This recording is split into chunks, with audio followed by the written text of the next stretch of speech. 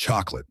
The very word carries a kind of hush, as though we are speaking of something sacred, half remembered from childhood dreams. Its scent once drifted from the factories of York and Birmingham, curling into railway stations, schoolyards, and terraced streets. For generations of Britons, a chocolate bar was not merely a sweet, it was a token of comfort, a pocket-sized indulgence in a country reshaping itself after war, rationing, and economic struggle. But what happens when those treasures vanish? When a beloved bar, once unwrapped with eager fingers, disappears so thoroughly that only memory and faded wrappers remain? Britain's 20th century saw the rise and fall of dozens of chocolate creations, each one a tiny reflection of its era, shaped by industry, fashion, and taste, then swallowed by time itself. Consider the banjo bar. Born in the 1950s, it resembled today's Kit Kat, layers of wafer and chocolate, crisp yet yielding. It barely lasted before vanishing in 1954, but even in its short life, it earned a devoted following.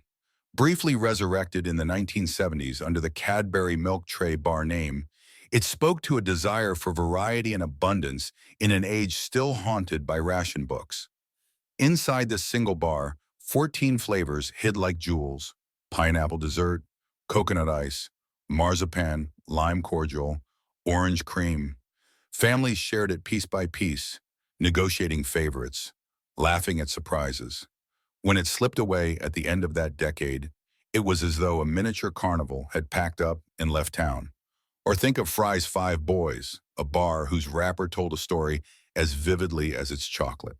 5 stages of boyhood etched upon a face: desperation, pacification, expectation, acclamation, realization.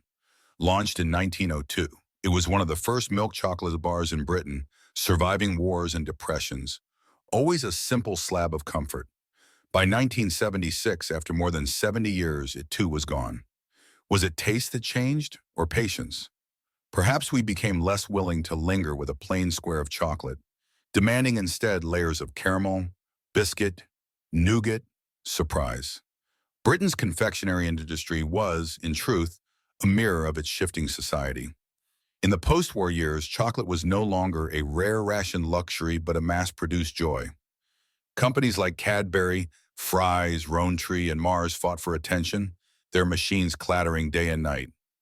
Each new bar was a gamble, a reflection of what marketers thought families longed for, what young mouths would adore, what adults might quietly claim after tea.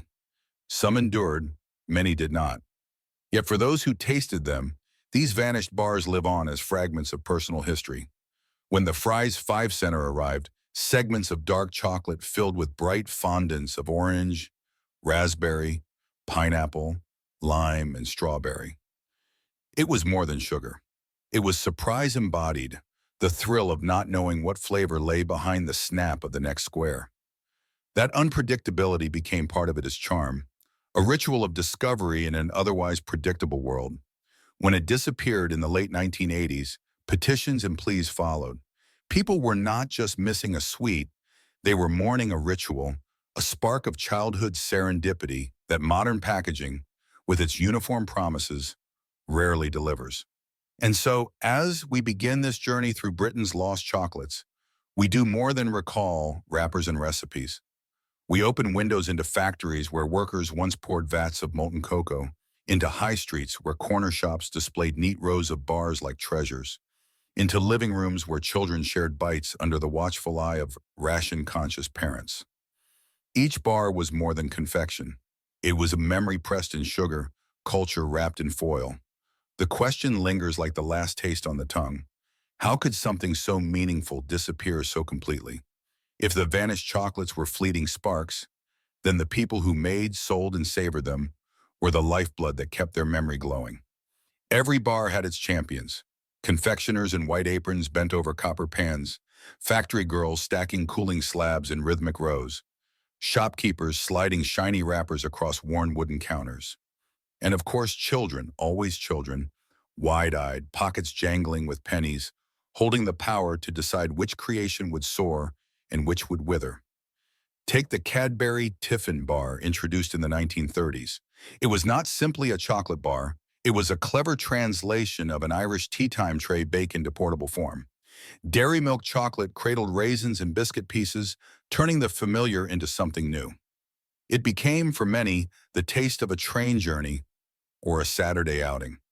For 35 years, it endured until its quiet departure in 1972. Yet even after it vanished, it sometimes returned for fleeting, limited runs, as if Cadbury itself knew that memory could be stronger than market forces. The social fabric of mid-century Britain can be read in these wrappers. In the 1940s, when the weekend box appeared, the war had stripped luxuries to the bone. Yet here was a parcel of joy, chocolates wrapped individually, filled with fruit, nuts, or toffee, meant not for indulgence alone but for sharing.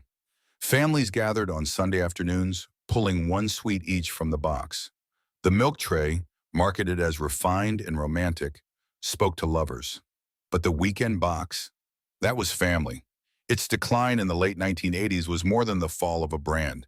It was the fading of a tradition of collective treats, replaced by individual convenience. There were the whimsical experiments, too. The Aztec, born in 1967, wrapped caramel and nougat in milk chocolate, a clear rival to the Mars bar. Its name evoked exotic histories, distant empires, the romance of cocoa's ancient roots. But despite its mystique, the Aztec faltered and disappeared by 1978. Taste, perhaps, was less forgiving than imagination. And then there was the golden cup.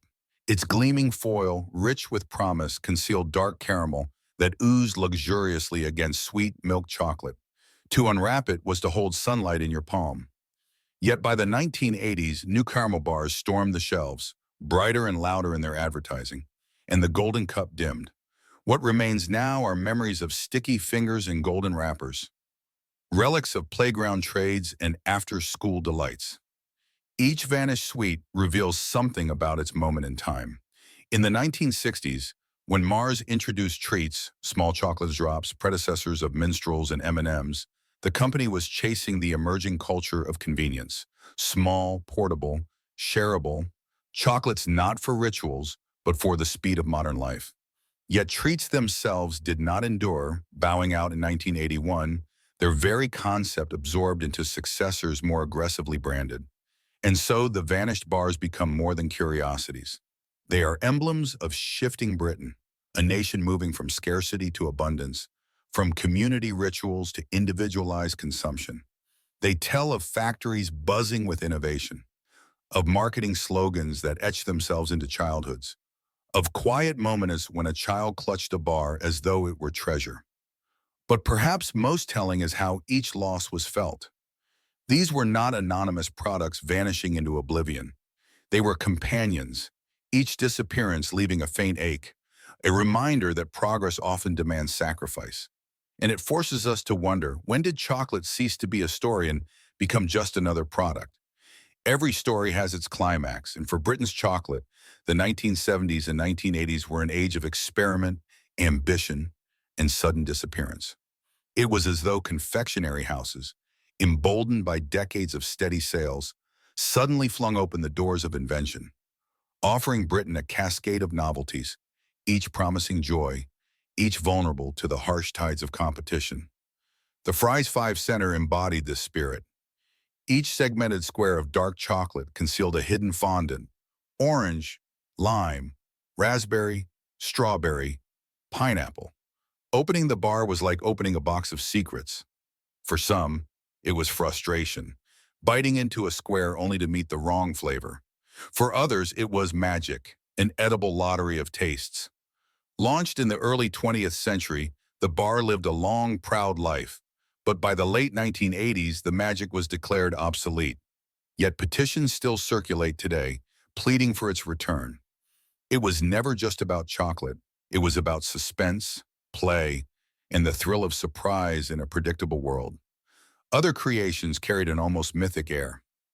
Cadbury's Old Jamaica, born in the 1970s, was a dark chocolate bar studded with rum-soaked raisins. It was smoky, grown-up, daring, an indulgence whispered about rather than shouted. At a time when British society was shedding its stiff post-war skin, Old Jamaica spoke to cosmopolitan tastes, to evenings in pubs, and the rising curiosity for foreign flavors. But as the 1990s dawned, rum-flavored sweets waned. What had once seemed sophisticated was dismissed as old-fashioned, and the bar sank into sporadic revivals. Its loyalists always too few. The Texan bar, meanwhile, was a different beast. Chewy, stubborn, wrapped in the mythology of the American West. Sure is a mighty chew, the adverts boasted, echoing cowboy bravado. Children froze them in the fridge to test their teeth, or softened them on hot summer days until the chocolate bent in their fingers. It was as much challenge as treat, yet the Texans' boldness could not save it. By the 1980s, it vanished, remembered only by those who dared to wrestle with its chew. Perhaps the most telling was the Rumba Bar, rum-flavored chocolate swirled with soft fondant and caramel, a cousin of old Jamaica, yet smoother, more approachable. It was born in the 1970s, a decade intoxicated with experimentation, when even sweets flirted with exotic indulgence. But like its sibling, it fell prey to the waning appetite for boozy flavors. The world of confectionery had become harsher, margins slimmer, supermarkets unforgiving, consumers more fickle. Bars like Rumba, with their languid chew, were too slow for a society accelerating into the convenience-driven 1980s. And then came the echoes of excess. The Cabana Bar, with its reckless combination of coconut, caramel, and cherry, sweet upon sweet, crowned with chocolate. It was indulgence taken to its limit, the sort of creation that could only have existed in the neon-hued 1980s. Yet it was gone by the early 1990s, dismissed as cloying, as though even Britain's sweet tooth had its breaking point. This era was the high watermark of British chocolate's ambition. Bars arrived with fanfare, lived brilliant but brief lives, and slipped into obscurity. Their disappearance was not simply a failure of flavor, but a symptom of a society in flux. Advertising shifted from storytelling to slogans, supermarkets replaced corner shops, and children's palates, once trained on surprise and variety, were narrowed by the safe predictability of global giants. It was a time of drama, a turning of the wheel. One could walk into a shop in 1975 and choose from a dazzling display of novelties. By 1980, many had already vanished, leaving only the stalwarts. And one must ask, was it truly taste that killed them? Or was it the merciless machinery of market logic? The disappearance of chocolate is never silent. It leaves behind a faint disturbance, like the echo of laughter in an abandoned hall. For every discontinued bar, there were loyalists who mourned, children who searched shop shelves in vain, and adults who wrote letters to companies pleading for a return. It is in those reactions that we see the deeper truth. These bars were not just food, they were markers of identity, of belonging, of continuity. Take the weekend box. For nearly 4 decades, it was a family ritual. Its wrappers crinkled around Sunday gatherings, when parents and children each reached for their chosen piece. It was not luxury. That role belonged to Milk Tray, carefully given as a gift between lovers, but rather togetherness. When it was discontinued in 1998, it was not merely a product lost, but a small tradition extinguished. How many families, unknowing, reached for it 1 week only to find it gone, their quiet ritual broken by the march of progress? The same ache accompanied the fall of Fry's Five Boys in 1976. Its wrapper, depicting a boy's journey from desperation to realization, had adorned shelves for more than 70 years. To some, that image had become part of the fabric of daily life, comforting, consistent.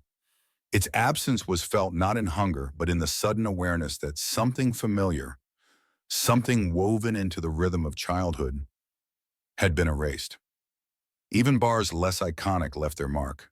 The Amazing Raisin, a Cadbury creation of the 1970s, was chewy, odd, and short-lived, yet it had its enthusiasts. When it disappeared, it vanished almost without comment, and yet decades later in online forums and wistful conversations, people still ask, "Do you remember?" Its life may have been brief, but memory lends it a kind of immortality. This is the curious paradox of chocolate's cultural history. The less it survives, the more brightly it burns in memory. A bar like Drifter, with its wafers dipped in caramel, lasted into the 2000s before disappearing for good in 2018. It might have been considered ordinary while it existed, an alternative to Kit Kat, nothing more. But once gone, it became legend, stirring petitions, campaigns, and nostalgia videos. Absence confers value. What then do these collective responses reveal? That in the Britain of the late 20th century, chocolate was far more than indulgence. It was a social glue, a marker of time, a modest luxury that accompanied weddings, train rides, school trips, factory breaks. To lose a bar was to lose a companion, however small. But there was also resignation. In a society increasingly shaped by supermarkets, multinational branding, and cost-cutting efficiency, people began to understand that not all sweets could survive. What had once been a landscape of local shops with shelves of variety was becoming homogenized. Familiar faces, Mars, Kit Kat, Dairy Milk, stood unchallenged, while the experimental and the eccentric fell away.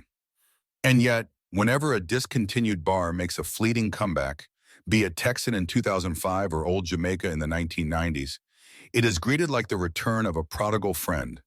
People rush to buy, to taste, to relive.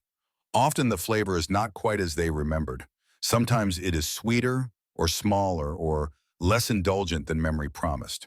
But that hardly matters. For in those moments, they are not eating chocolate.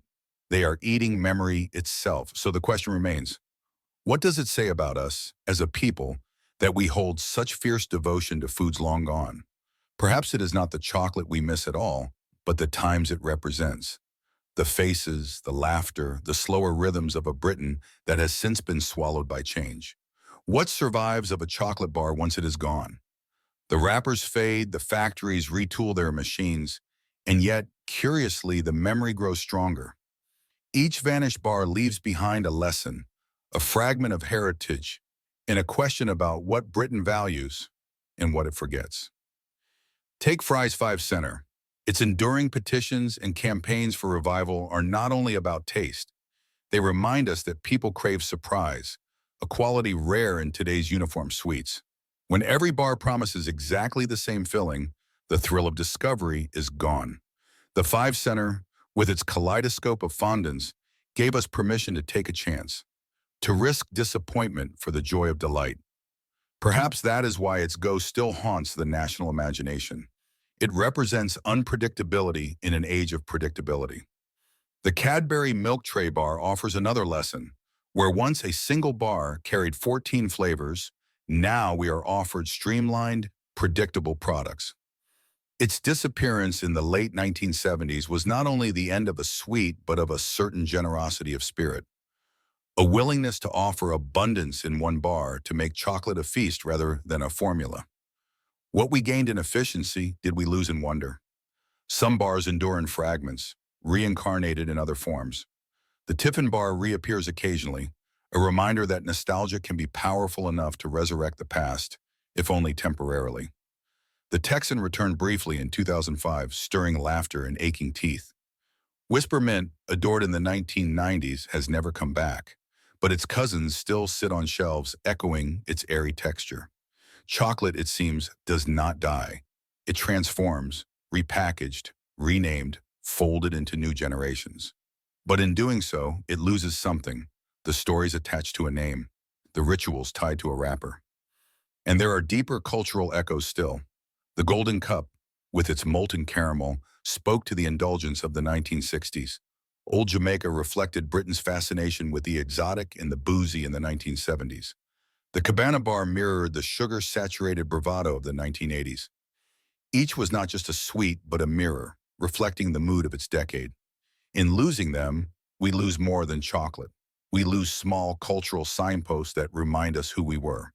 It is tempting to dismiss this as trivial, to say it was only chocolate. But ask yourself, why do so many still long for them? Why do petitions spring up, forums buzz, and memories glow brighter with each passing year? Because food, especially something as accessible as a chocolate bar, is democracy's memory. It belongs to everyone, rich and poor, young and old, north and south. A discontinued bar is not just a lost flavor, it is a piece of common heritage taken away.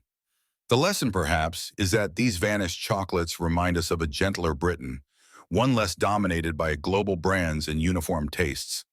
They belong to a time when companies dared to take risks, when flavors were playful experiments, when even disappointment carried a kind of charm.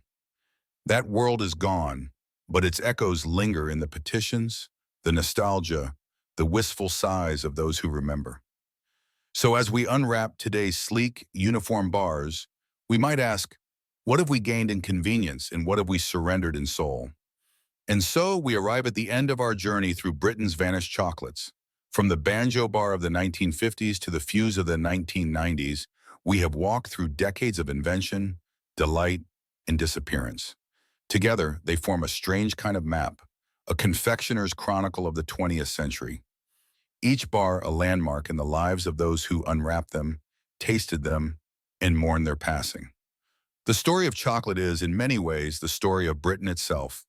It tells of a country emerging from rationing into abundance, of families gathering around the weekend box, of teenagers daring to chew through a Texan, of adults savoring old Jamaica with quiet sophistication. It tells of factories that roared like engines of joy, and of supermarkets that later streamlined choice into uniformity. Every vanished bar is a reminder that culture can disappear as easily as sweetness melts on the tongue. But there is hope in absence. Nostalgia is powerful. It resurrects what was lost, at least in memory. Petitions rise, limited reissues appear, and for a brief moment, the old flavors return, shimmering like ghosts made flesh. They rarely taste exactly as we recall. Sometimes the chocolate is thinner, the caramel less indulgent, the packaging less charming. Yet the moment of recognition, the first bite, is enough. For a heartbeat, time collapses, and the past sits in the present. We might ask ourselves why these bars mattered so deeply. Was it the chocolate, or was it what the chocolate carried? Memories of playground laughter, of pennies pressed into a shopkeeper's palm, of mothers tucking a bar into lunchboxes, of train journeys punctuated by the snap of a wrapper. These are not products but companions, small emblems of belonging in a world that moved ever faster. Today, in our globalized supermarkets, choice appears endless, yet sameness lurks behind the brands. Few dare to risk the eccentricities of the past: lime fondant, rum-soaked raisins, spirals of hollow chocolate. We are left to wonder, in gaining sleekness and uniformity, have we lost some of our playfulness, our capacity for surprise? The vanished chocolates of Britain whisper an answer, but they do so softly. Their legacy lies not in shelves or profits, but in the minds of those who still remember, who can taste a flavor that no longer exists, who can see in their mind's eye a wrapper long since discarded. And perhaps the truest question is this: are these chocolates really gone, or do they live on in us, immortal, as long as memory holds them? Because as every sweet tooth knows, the last bite is never the end. But then again, was that the whole story? Or are there still forgotten wrappers tucked away in drawers, recipes buried in factory ledgers, waiting to be rediscovered?